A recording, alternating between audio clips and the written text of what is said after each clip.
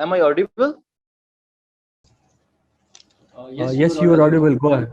Go ahead. Okay, okay, okay. Sorry, I think there is some problem with my video camera. I really apologize for some technical glitches we were facing here. Um, Good afternoon. I welcome all participants and distinguished panelists and session chair to our today's webinar. Its title is Islamabad's Quest for Peace and Strategic Stability in South Asia. Today we are gathered here on the occasion of 23rd anniversary of the nuclear test conducted by Pakistan in 1998. Today we are here to discuss the state of strategic balance in the region and efforts for peace and stability going on in South Asia. Um, with this um, precise intro, I would request um, Professor Sajjad Bukhari, Executive Director, Islamabad Policy Institute, to give his introductory and welcome remarks. Professor Bukhari is Executive Director and founder of Islamabad Policy Institute. Over to you, sir. Bismillahirrahmanirrahim. Dr. Zafar Iqbal Chima, Ambassador Zamir Akram, Mr. Kamran Akhtar, ladies and gentlemen, Assalamu alaikum. I welcome you to Islamabad Policy Institute on a subject which is of immense importance to Pakistan foreign and security policy. I commend my team at Islamabad Policy Institute for organizing webinars at such a high frequency. Ladies and gentlemen, 28th May this year marks the 23rd anniversary of the nuclear test conducted by Pakistan in 1998. Pakistan was forced to take that decision as a response to the nuclear tests and accompanying hostile posting by our rival India. Since then, Pakistan has demonstrated restraint and responsibility in management and development of its nuclear capability and delivery systems. Pakistan remains committed to the principle of credible minimum deterrence. Pakistan remains committed to the principle of credible minimum deterrence and has persistently sought deterrence stability in the region. This objective has driven Pakistan to offer and conclude several confidence-building measures in the nuclear and conventional domains, including the 2004 Pakistan-India Joint Statement, which recognized the respective nuclear capabilities of the two countries as a factor of stability.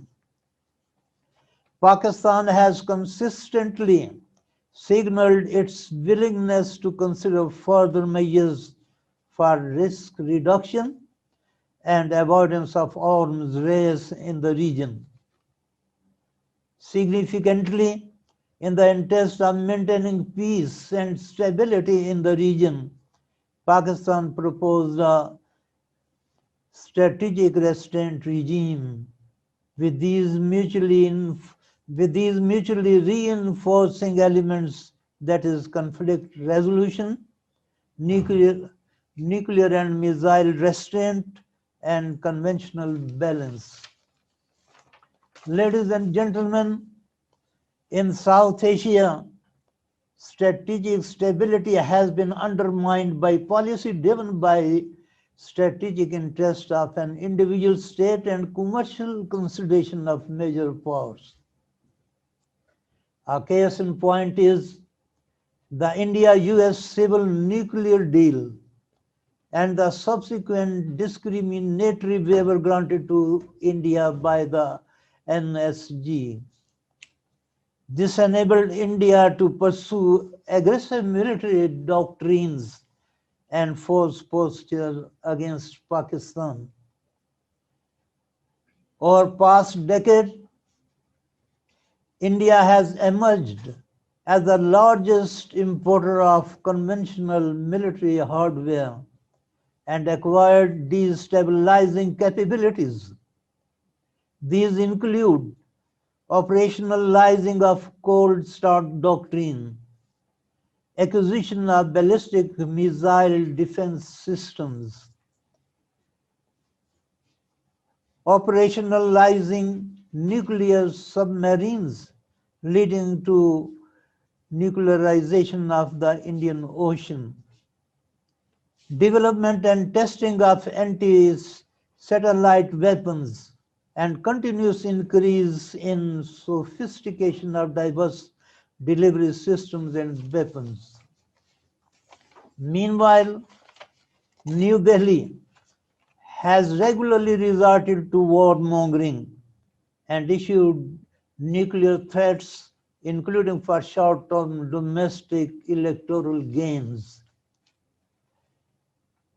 It has repeatedly signaled changes to its declaratory nuclear posture in response. Pakistan has exercised utmost restraint while denying India any space for misadventure. As Pakistan seeks peaceful region with high degree of strategic stability that avoids a costly arms race, it undoubtedly cannot remain oblivious of the evolving security dynamics in South Asia. Thus, while pursuing peace to focus on the socio-economic development, Pakistan needs to continuously prepare for averting any threat to its territorial integrity and national sovereignty.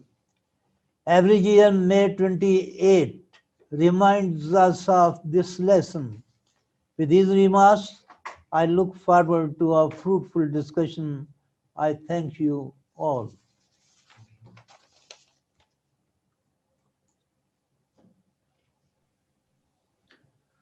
Thank you very much, Professor Sajjad Bukhari, Executive Director, Islamabad Policy Institute, for your well-informed views on the subject. With this, I would like to introduce our worthy chair and panelists for today's discussion.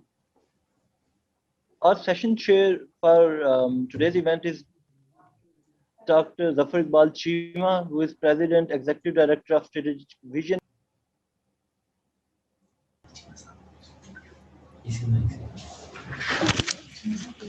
Dr. Zafar Iqbal Chima, the floor is over to yours now, sir. I think it's really commendable on the part of the Institute of Policy Studies to hold a webinar on a very important subject like Pakistan's quest for peace and strategic stability in South Asia. Am I audible? Hello? Yes, sir, you are. Can you hear me? Yeah, you are audible. Okay, okay.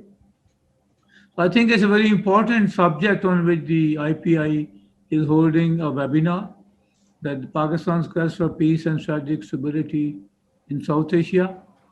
We know this is the 23rd anniversary of the nuclear test, first being carried out by India and later on carried out by Pakistan. These tests have forever changed the nature of politics, the nature of regional security, the security architecture in South Asia, and the international nuclear order. It's a very important area which has given tremendous importance to the region, and it has stabilized relationship with India to a large extent. There are very important factors which have come into play since the conduct of nuclear tests by Pakistan. One is that we have seen an absence of war since 1998 or after that. No direct conflict between India and Pakistan have taken place, except a very small airstrike skirmishes which took place in February 2019. So that was not a kind of a conflict of a war which can be taken into at that level. So I think the major achievement of the nuclear test in 1998 was the absence of a major conflict or absence of a major war between India and Pakistan.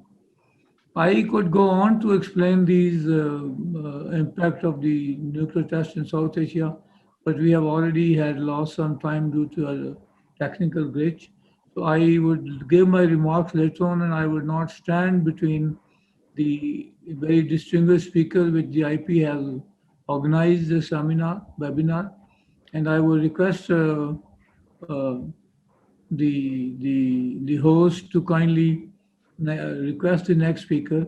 I think is Ambassador Zamir Akram and Director General Disarmament Kamran Akhtar. Sir, Ambassador Zamir Akram will go next. Okay, Ambassador Zamir Akram, the floor is yours, please. Thank you very much. Bismillah ar-Rahman ar-Rahim. I'm honored to be invited by IPI to speak on today's webinar, which is on a very important anniversary of our nuclear tests. In the limited time, I will focus on the issue which is the title of our program, and that is Pakistan's quest for security and strategic stability. Now, historically, ever since the creation of Pakistan, it has been faced by continuous challenges to its security and territorial integrity. And in 1971, we saw the bifurcation or division of the country as a result of India's aggression. Throughout this period, we had relied on alliances, especially with the United States, to ensure our security. But as 71 demonstrated, this was an alliance that did not provide the necessary security. At the same time, we were witnessing the evolution of India's nuclear program, which was no secret, at least for Pakistan. And in 1974, the Indians conducted their first nuclear test, which triggered Pakistan's response to pursue its own nuclear weapons capability. Unfortunately, while India was able to get away with its nuclear test, the weight of international reaction fell on Pakistan through various legislative measures in the US and the international non-proliferation regime, which prevented Pakistan from acquiring the technologies required for a weapons program. Nevertheless, due to the far-sighted policies of then Prime Minister Bhutto, we were able to launch a program which was a dual program, in that it pursued both the plutonium and the uranium route to nuclear weapons. Despite pressures that were exerted on Pakistan, the one war provided, in my view, what is strategic space, I would say, for Pakistan to continue to pursue its program. And by about 2000 and by about 1994, it had the capability to at least conduct a cold test, which proved that the weapon device was a working device, that it worked.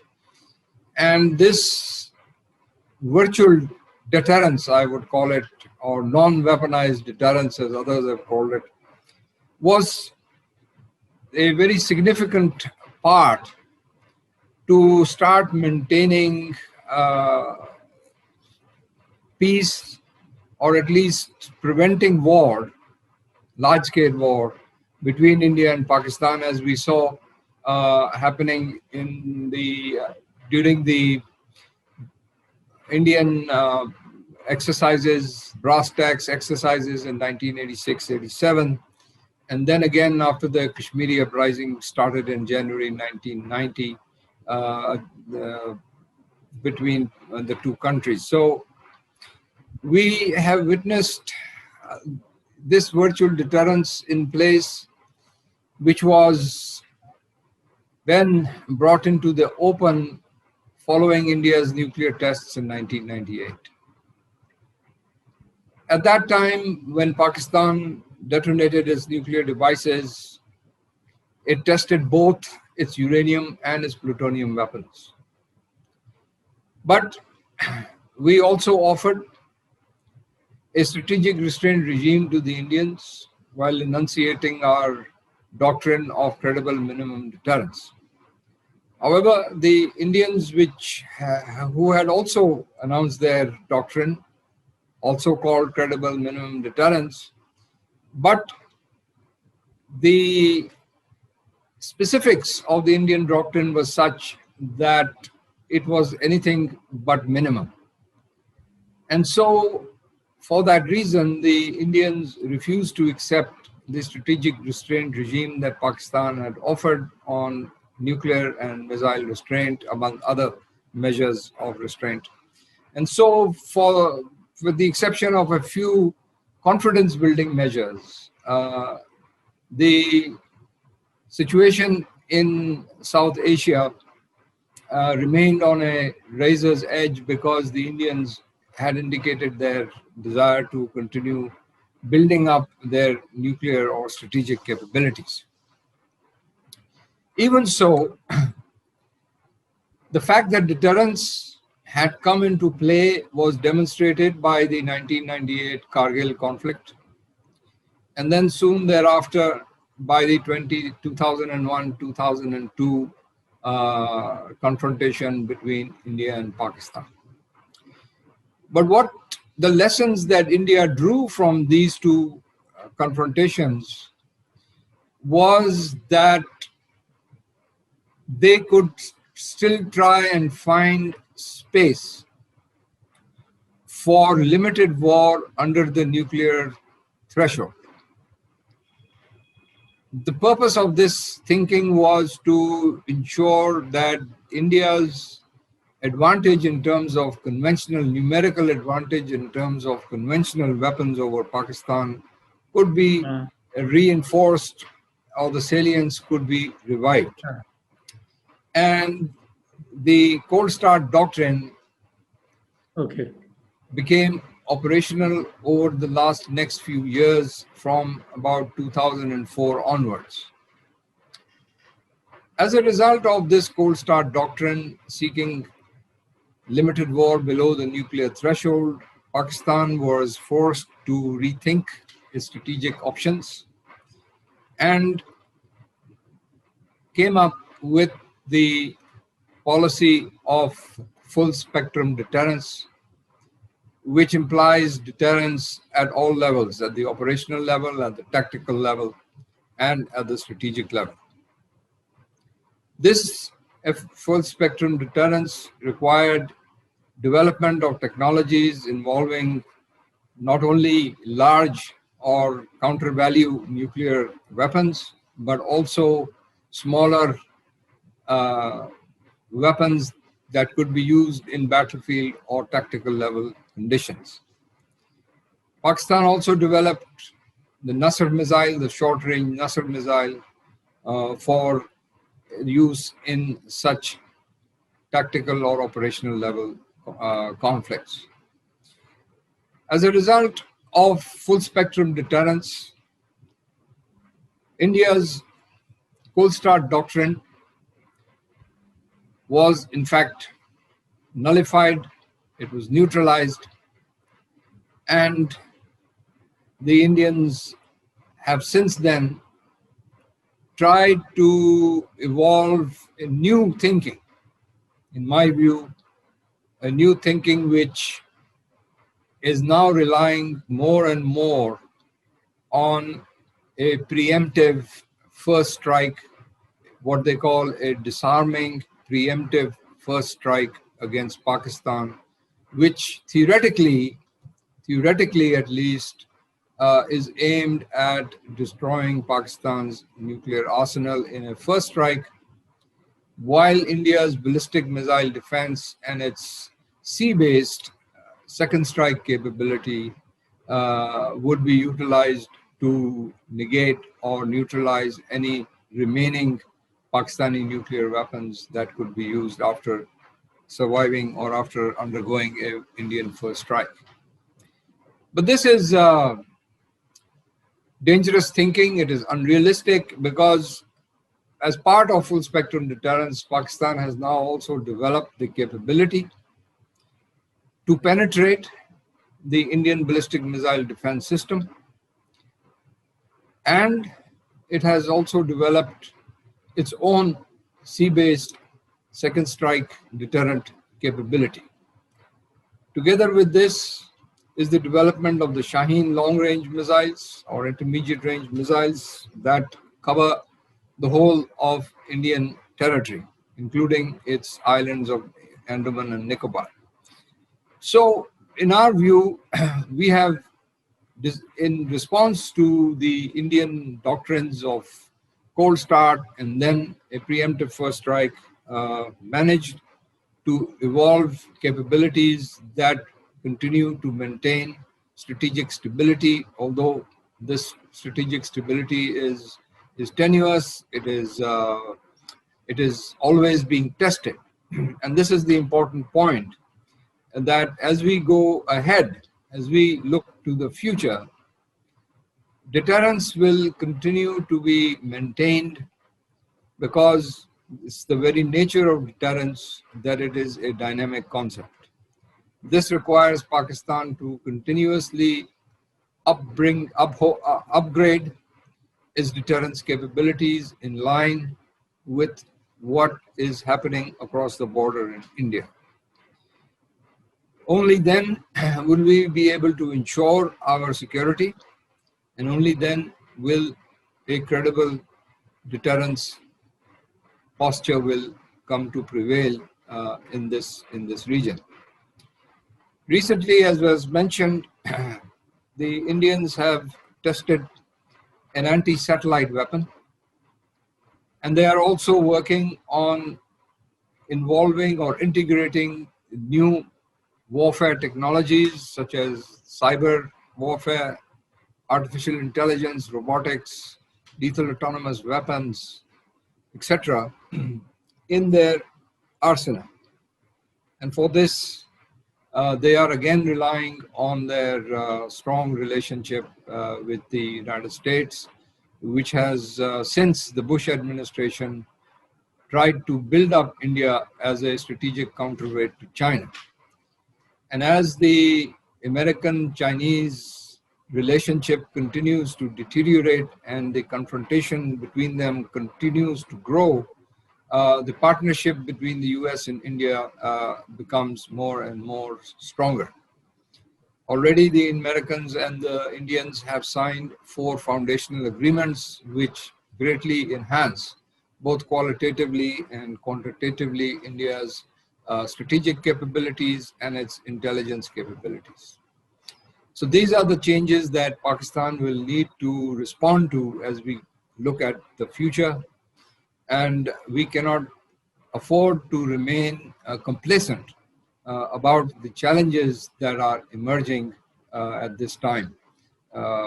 And we will need to continue to maintain our deterrence, the credibility of our deterrence in the future. So I will end here. I think I've spoken long enough, and I would ask the chair to give the floor to the next speaker. Thank you. Thank you. Thank you, Ambassador Zamir Akram, for an excellent presentation of Pakistan's perspective on the nuclear test in 1998 and its impact on the regional security architecture in South Asia and its implications for the international politics, generally speaking. I think our next speaker, Director General Government Kamran Akhtar, is not in at the moment. So I believe I can ask Mr. Ahmed to collect some questions about the presentation made by Ambassador Zamir Akram. And by the time when Mr. Kamran Akhtar would come, we can then offer him the floor later on. So it's over to you, Mr. Ahmed Khan, to collect some questions about the presentation made by Ambassador Zamir Akram. Thank you, Chair. We have received few questions from our participants for the advisor to the SPD, Mr. Zamir Akram. So the first question is, how significant has been the impact of Western patronage of Indian aggressive nuclear posture on the region's strategic dynamics, particularly the strategic stability? I mentioned briefly about the Indo-US strategic partnership, which is aimed at building up India as a counterweight to contain China. This policy by the US was clearly apparent from the George Bush administration when the two countries signed the next steps in strategic partnership between them. This next steps in strategic partnership envisaged several areas of cooperation, 4 areas actually. The first and most important was civilian nuclear cooperation. And the second most important area for strategic stability was cooperation in outer space issues. And then there was defense cooperation and energy and other things. So on the basis of this NNSP, the US concluded the India-US nuclear deal, also known as the 123 agreement. And as a part of that agreement, then went to the nuclear suppliers group to give a India-specific waiver for civilian nuclear cooperation, allowing India to import nuclear fuel for its civilian reactors. But the agreement has been flawed for several reasons. One, that the agreement between India and the IAEA on monitoring India's nuclear facilities, of which only 8 have been placed under international safeguards and monitoring, the agreement really doesn't allow any kind of intrusive inspection. And so it's a flawed agreement. The second part is that the Indian nuclear facilities that have been separated as part of the agreement, this is not a clean separation because there is room for India to import nuclear fuel from abroad, transfer it into its non-safeguarded facilities as long as it can maintain the amount of the fissile material that it has imported. So this lack of transparency allows India to actually divert imported nuclear fuel for weapons purposes. And the third most important factor is that the imported nuclear fuel for civilian nuclear facilities enables India to divert its own indigenous stocks of fissile material towards weapons production. So this has actually helped India in enhancing and expanding its nuclear arsenal. Number 2, the US-India foundational agreements that I referred to are agreements that provide India access to state-of-the-art, latest 5th generation technologies in the warfighting domain. It also provides India highly sensitized data on targets, so enables targeting for Indian missiles and Indian aircraft, which is a force multiplier. And it provides intelligence, sharing of intelligence that can help India better target and better plan its military strategy vis-a-vis Pakistan and also, of course, vis-a-vis China. The US objective, of course, is as I said, building India against China, but whatever capabilities India acquires through the US and other players can also be used against Pakistan. So from Pakistan's perspective, we need to deal with India's capabilities and not with its intentions. And even when we talk of intentions, I would say that the Indo-US strategic partnership has actually emboldened the fascist government of Narendra Modi to become even more adventurous, even more belligerent in its relations with neighboring countries. It was as a result of this belligerence that we saw this limited exchange between India and Pakistan in February 2001. In February 2019. And then the Indian-China military confrontation in Ladakh for several months in 2020. So this is, I would say, a result of the kind of arrogance and the kind of aggressive behavior which is being encouraged in India by its partnership with the United States. The US has ascribed India the role of a net security provider in the so-called Asia-Pacific or Indo-Pacific region. And this is a endorsement of India's ambition from the beginning of becoming a regional, if not a global power. So the outcome of this is, of course, destabilizing on the region. For that, I would say that the United States bears a considerable responsibility. Next, please. Sir, we have received another question which asks that how do you look at the nuclear dynamics in the South Asia going forward, particularly after India's annexation of the Kashmir?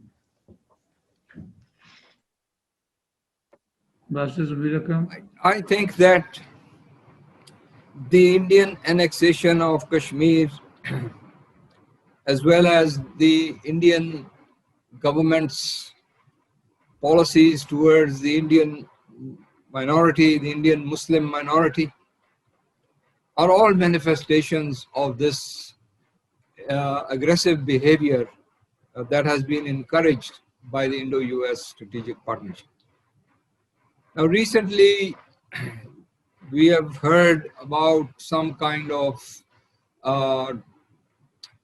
talks having taken place between the Director General's military operations, and that they have agreed to address each other's security concerns. But personally, I do not place any importance to such talks. The reason is that India continues to be guided, it continues to pursue its objective of regional domination. That is an objective it will not give up. And as long as it does not give up that objective and accepts a relationship with Pakistan and other neighbors on an equitable basis, respecting the rights and views of other neighbors, even this process that we are witnessing is not going to succeed, because the Indians are simply not going to change their position on issues such as Kashmir or on the pursuit of their regional hegemony. So in these conditions, we will continue to face strategic instability, and we will continue to face challenges from the Indian side. And I have, in my presentation, referred to the Indian thinking now about being able to carry out a preemptive first strike. Now, this is a very dangerous kind of thinking, because first of all, it is unrealistic. But Indian development of ballistic missile systems, Indian development of a sea-based second strike capability could give them the kind of false assurance, the false impression of invulnerability. And that is dangerous. The relevance of deterrence, however, the continuing relevance of strategic deterrence, however, was underscored by the experience of the February 2019 clash between India and Pakistan. It remains to be seen whether India has drawn or India will draw the right conclusions from this experience. And the right conclusion, in my view, is that they need to engage with Pakistan to ensure a more stable strategic deterrence equation in this region. Unless they do so, we will constantly be involved in a arms race, unfortunately. And we have seen the new area of the arms race, which is going to be space, because the Indians have tested an anti-satellite weapon. And I strongly believe that in order for our own deterrence, we too need to have an ASAT capability. So unfortunately, this going forward, the situation does not look promising as far as strategic stability is concerned. Thank you. Thank you. Any further questions that we have? Sir, we have two more questions.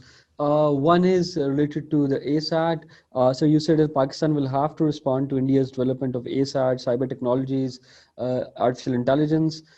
Could you suggest a roadmap of some recommendations for the government of Pakistan to consider? Well, okay, why is ASAT an important? Because, you know, I don't believe in a blind arms race, and Pakistan has not followed a blind arms race in which we are determined to match India weapon for weapon in terms of numbers. But what we do need to respond to is what I call qualitative changes. So not a quantitative race, but a qualitative response to Indian capabilities that bring about qualitative change. And I think that the ASAT capability brings about qualitative change because it threatens whatever limited space capabilities that Pakistan has in terms of its satellites. You should know, I'm sure, that space is increasingly being used. Satellites are increasingly being used for various purposes. Some of them are peaceful, some of them are military. But from the military perspective, space satellites provide data, information that relates to command and control, that relates to targeting, that relates to surveillance.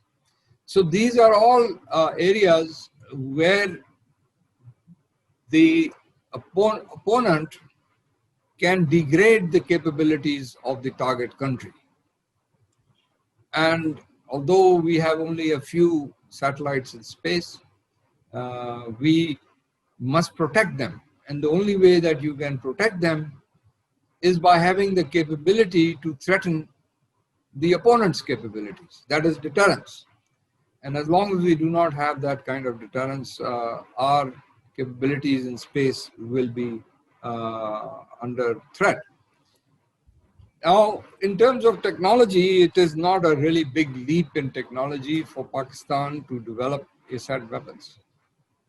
We basically already have advanced missile capabilities. The Indians also used their Agni version of the Agni missile as an ASAT weapon. So we are not that far. We are not far behind in that kind of technology. And what is needed, I think, is a political decision rather than a technological leap to make that possible. Last question, next question. So the next question is about the NSG, the prospects for Pakistan's membership into the nuclear club. The questioner asked that how close is Pakistan to developing its credentials to be independently considered for the membership into the group? Okay, so there is no NSG guideline that would apply to countries like India, Pakistan, or Israel for membership of NSG, because these guidelines do not relate to countries that are nuclear weapon states but not parties of the non-proliferation treaty. Okay? Now, what exists is, I forget the Infrac 185. I don't remember the actual legal guideline, but it basically calls for countries to become members of NSG. It calls for countries to observe the NPT, to be either a member of the NPT or of any of the 5 nuclear weapon-free zones, to adopt legislative measures in support of Article 6 of the NPT, etc.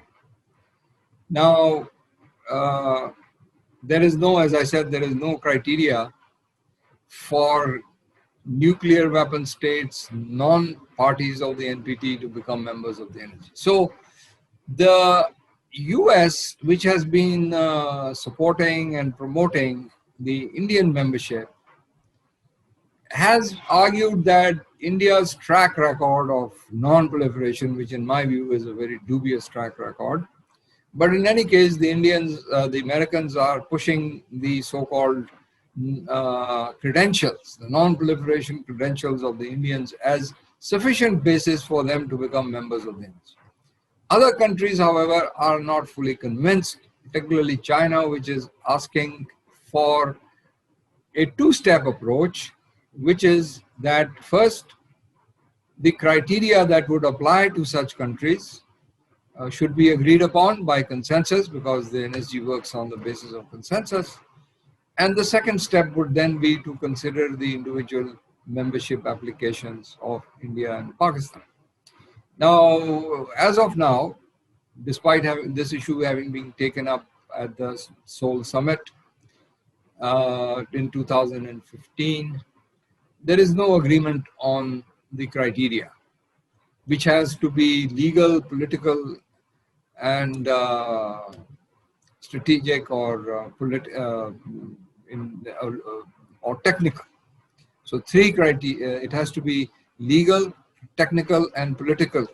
So and none of these 3 areas has there been any agreement. And so this situation remains open.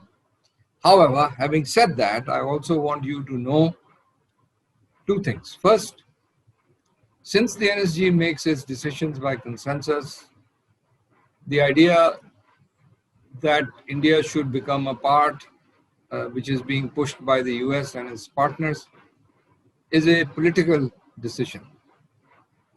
It is on the basis of the strategic convergence between the US and India. So, as regards Pakistan, there is no such strategic convergence between Pakistan and the United States. So even if Pakistan's application comes up for consideration, I'm very sure that the US or one of its allies will block Pakistan's candidature on the grounds that Pakistan's non-proliferation record is not good, etc., etc. So the short answer to your question, of course, is that I do not see the possibility of Pakistan's membership to the NSG in the foreseeable future, as long as the opposition to its membership continues. But by that same token, I don't see any possibility of the Indians getting into the NSG either, because again of strategic reasons, which is that they are a part of the US alliance against China, and China is not willing to concede that status to India. So that's where that is. The second point I want you to remember, and this is usually not seen by a lot of our observers on this issue, is my belief is that Pakistan really doesn't need an NSG waiver for civilian cooperation, because we already have a long-standing civilian cooperation agreement with the Chinese since 2003. And it is on the basis of that long-standing agreement that Pakistan has been able to acquire Chashma 4 and 5, and Canop 1 and 2, and Canop 2, and under construction Canop 3. There are some others that are also in the pipeline. So we should not be so worried about NSG membership or even an NSG waiver, because our civilian nuclear capabilities are being catered for through our agreement with China. And that is sufficient for us, and that is sufficient for our economic and financial means as well. Even if we had an NSG waiver, even if we had an NSG membership, where will the money come from to buy a nuclear power reactor from, say, France or from the US or any other country? I would say that it is far better to engage in civilian nuclear cooperation with China, where we get nuclear reactors at a reasonable price, without any interruptions and without any future or current limitations or intrusiveness that would follow, that would be involved in a nuclear agreement with someone else. So I think we are in a good situation, and I'm sure you will know that a few days ago, Kanup 2, which is a 1,000 megawatt reactor, came online. And by next year, inshallah, Kanup 3 will also come online. So I think we have our civilian nuclear energy requirements well covered.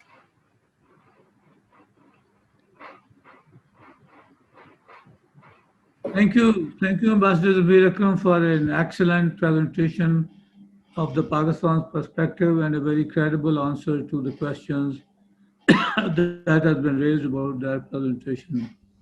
I think some days that we might have some presentation from Ambassador Kamran Akhtar, Director General of Disarmament in the Ministry of Foreign Affairs.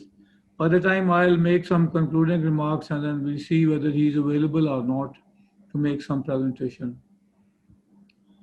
I think it's very important to realize that the 1998 nuclear tests have provided a lot of positive impact on the South Asian politics, which is for our time has provided Pakistan a security. Pakistan now feels more secure as a country because of the credible minimum deterrence, the policy posture that it has accepted since the beginning of the nuclearization of South Asia. The security architecture within South Asia is completely overhauled and completely changed. Pakistan is now in a state of deterrence equilibrium vis-a-vis India, but we may not have exact a weapon-to-weapon kind of a competition with India, but we have capabilities which provide us the basis for a minimum credible deterrence and a full spectrum deterrence vis-a-vis India. We are very sure to know that since 1971, there has no been major war in Pakistan. That was one reason that we were worried about, that because of the conventional military asymmetry which prevails between India and Pakistan. India has very large capabilities of conventional military arm, which has been previously, before 1970-71, has been employed against Pakistan, and may further would have been employed if Pakistan has not carried out the nuclear test in 1998, and if Pakistan has not developed nuclear weapons capability, which form the basis of minimum credible deterrence and a full spectrum deterrence. Then also the nuclear order within the region, the regional nuclear order and the international nuclear order is changed forever to come. Pakistan is now a nuclear weapon state. It's in fact a de jure nuclear weapon state in the sense that we have not violated any agreement for development of our nuclear weapons capability. Our nuclear weapons capability is basically a delayed response to India's nuclearization of the South Asian region. As we know it, that India's nuclear weapons program and India's overall nuclear program precedes Pakistan by more than 25 years or so.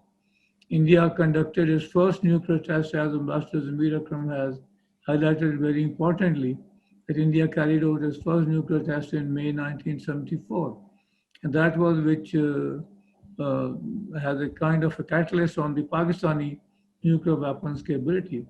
Pakistan did not believe in the Indian assurances that the 1974 nuclear test is a PNE. It was in fact a false argument being used by the Indian establishment that the 1974 test is a PNE. Nobody believed that, and at least Pakistan did not believe that. So the Prime Minister of Pakistan, Zulfikar Ali Bhutto, has laid down the foundation of a nuclear weapons capability immediately after 1974, which provided eventually Pakistan a credible nuclear weapons capability, which laid down the foundation of our minimum credible deterrence posture and our full spectrum deterrence posture. So there are other important factors which are taken into play.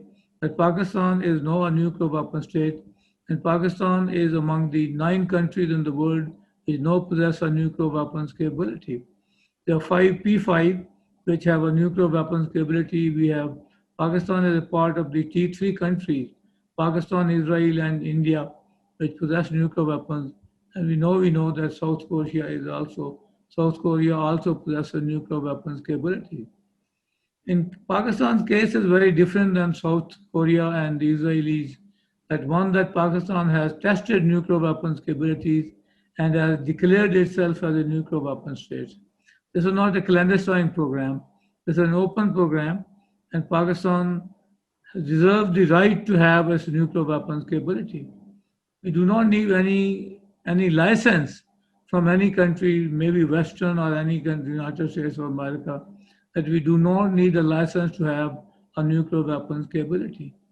We are a fully sovereign country, and our sovereignty demands and gives us a right to adopt all maximum effort we can do towards the maximization of our national security vis-a-vis India and vis-a-vis other threats that we might face at the regional level and the international level. I think it also needs to be kept into mind, as the Master Zamir Akram has very well elaborated, the various dimensions of the Indo-US nuclear deal. Despite the fact that India is the first to proliferate the South Asian region. India, as I said earlier, is more than 25 years ahead of Pakistan, and this is the country which is the leading proliferation country in South Asia. But that fact has been ignored by the United States and its allies because of the politics of the region. And it is because of the China that India is being propped up as a great power. And India is brought up to be as some kind of a counterweight to China. The United States would like to see that. Although I'm very skeptical about whether India would be able to fulfill that role which is expected from India to do so. So that may not be enough for India to be a kind of a major power which the United States of America is expecting to do so as a counterweight to China. I don't think it will be able to do that. And as Ambassador Zamir Akram has very well highlighted, that the capabilities which are being provided to India, the more likelihood that those capabilities would be used against Pakistan by India rather than being used against People's Republic of China. Because India is no match to People's Republic of China, neither in terms of its conventional military capability, nor in terms of its nuclear weapons capability. And India is always shy to have a confrontation with China since 1962, when they had a major debacle in a short conflict with People's Republic of China. And since then, India's policy has been to acquire all the facilities, all the technologies, all the weapon systems from the West on the pretext of its phony rivalry with People's Republic of China. But it's not going to confront People's Republic of China. That is not its interest to confront People's Republic of China. So my fear is that the capabilities which India would acquire from the Western countries led by United States of America may eventually be employed against Pakistan. And I think we have to prepare ourselves from that perspective. So the nuclear order, regional nuclear order and the international order have changed since the May 1998 nuclear test by India and Pakistan.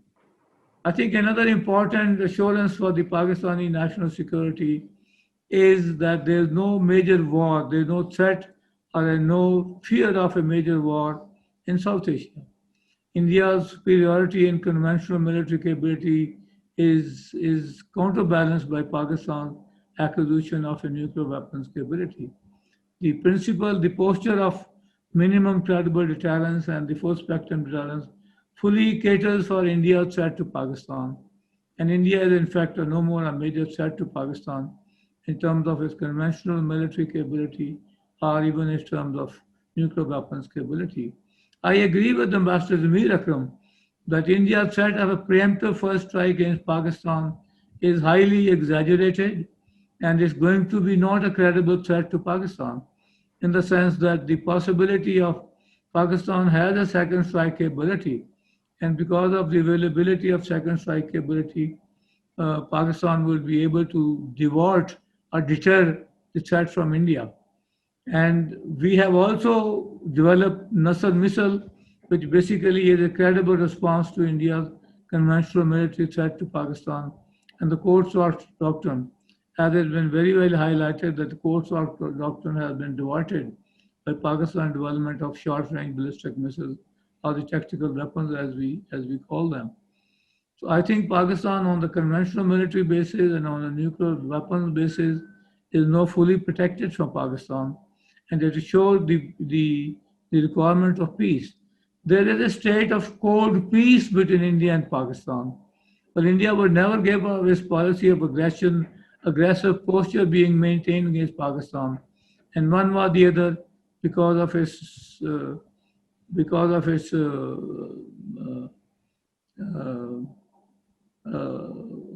because of its policy of aggression against Pakistan.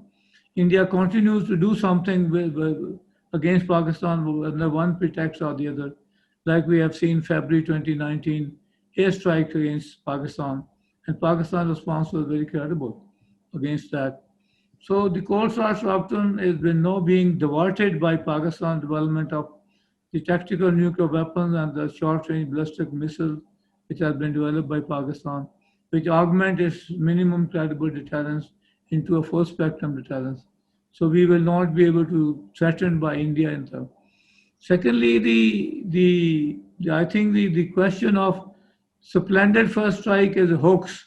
I do not believe in its credibility because India does not have the capability to entirely destroy Pakistan nuclear weapons capabilities. Pakistan is well equipped with its wide range of ballistic missiles and its weapons capabilities, which can capable of looking after the Indian threats from any angle which it comes from. So I think this is also a very important aspect of the Pakistani weapons capability that we have to take into account. Then, of course, the security architecture of the South Asia has undergone a change since Pakistan's conduct of the nuclear weapons test in 1998. Pakistan is now, for all purposes, to come to be taken as a nuclear weapons state, which is comparable in terms of its deterrence equilibrium vis-a-vis India. Pakistan has maintained since 1998 with continuous diversion of the nuclear weapons capabilities and its ballistic missile capabilities that it has developed a capability which gives us the basis for a posture against India, which is a credible posture and is maintains peace and strategic stability in South Asia. Pakistani nuclear weapons capability gives us an relevant posture to maintain a strategic stability against India, maintain a kind of strategic stability which at times is threatened by India occasionally because of the various provocative measures that it adopts vis-a-vis Pakistan. But it's a kind of a stable situation at the moment that India does not have a walkover over Pakistan's conventional military capability, and it cannot launch a large-scale attack on Pakistan. Then in the 23, India has been looking for a space to launch a war with Pakistan. And Pakistan development of various range of nuclear weapons capabilities and its deterrence posture have not allowed India to carry out a policy of conflict or a belligerency or a war against Pakistan. It is exactly the effect of nuclear weapons capabilities that we do not have a major war in South Asia since 1970-71. So it's a assurance of peace. It's a cold peace between India and Pakistan. It gives us a basis for strategic stability in the region. It has changed the security architecture in South Asia. Pakistan is now a member of the international nuclear order. It is now a member of the regional nuclear order in the South Asian region. So these are some of the points that I thought are important to be raised as a part of the discussion on the Pakistan's quest for peace and strategic stability in South Asia. I now hand over back to Mr. Ahmad Khan, whether his presentation by Mr. Kamran Akhtar is ready to be displayed or not. It's over to you, Mr. Ahmad Khan. Thank you, Dr. Chima. Now, since Mr. Kamran Akhtar was struggling to join because of technical issues, but he was kind enough to send in a recorded statement, which we are now playing for our audience. I would like to begin by thanking the IPI for inviting me to speak at this event being held in connection with the commemoration of Yom-e-Takbir on 28 May this year. This year, Yom-e-Takbir has been marked by the inauguration of the K2 nuclear power plant in Karachi, the largest nuclear power plant in Pakistan so far. This serves as a reminder of the significance of nuclear science and technology for the socio-economic development and well-being of the people of Pakistan. While commemorating Yom-e-Takbir, we must also bear in mind the proper context of the nuclear tests conducted by Pakistan in 1998. The tests were conducted subsequent to the nuclear tests conducted a few days earlier by our neighbor, which had also tested in 1974. Against the backdrop of the events of 1971 and the wars of 1948, 1965 linked to the unresolved issue of Jammu and Kashmir and growing regional asymmetries, the acquisition of nuclear capability by Pakistan was clearly driven by the considerations of security and as a restorer of strategic stability in South Asia. This context is very important to understand, as it is the main driver and shaper of Pakistan's nuclear policy and outlook. Unlike states driven by considerations of status, Pakistan seeks capabilities sufficient to deter any form of aggression and safeguarding territorial integrity, political independence, and vital national security interests. Credible minimum deterrence, therefore, has been and continues to be the defining principle of Pakistan's nuclear policy. A logical corollary of this policy of credible minimum deterrence is Pakistan's objective of seeking strategic stability in South Asia and commitment to restraint and avoidance of arms race of any kind.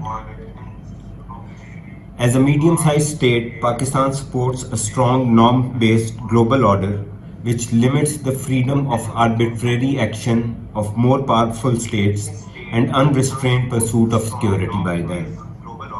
Hence, our commitment to arms control, non-proliferation and disarmament. We have been working with the international community to strengthen global rules and norms on arms control, non-proliferation and disarmament. Pakistan has instituted strong mechanisms for nuclear safety and security and export controls, which are at par with the standards being followed by international export control regimes such as the Nuclear Supplies Group, the Missile Technology Control Regime, and the Australia Group. We do, however, strongly emphasize that for any global non-proliferation regime to be credible and a guarantor for real peace and stability, it has to be non-discriminatory, and must recognize the equal right of all states to undiminished security. Discrimination and exceptionalism undermines the credibility and efficacy of the regime, which is then viewed as a tool of realist pursuit of power, then a cooperative framework for security through compromises. Unfortunately, at the global and regional levels, while we see a lot of lip service for a rule-based order, the actions of the major powers speak to the contrary. We are witnessing the erosion of long-standing agreements, norms and treaties in pursuit of doctrines of security through dominance. There is a renewed arms race generating destabilizing effects both at the global and regional levels, and pursuit of militarization of frontier technology such as artificial intelligence, cyber warfare, space technologies, and quantum computing. These developments are casting their dark shadows in the region as well. The coining of new constructs and designations such as net security provider have bestowed upon some states a sense of entitlement to stockpile weapons and forces beyond their genuine national security requirements. It is imperative for Pakistan to be alive to such developments which can undermine strategic stability in South Asia. While Pakistan remains committed to the avoidance of any arms race and is ready to discuss measures for confidence building and restraint, there should be no doubt about our resolve to take measures necessary to safeguard our security and deny any space for war or any fanciful misadventure.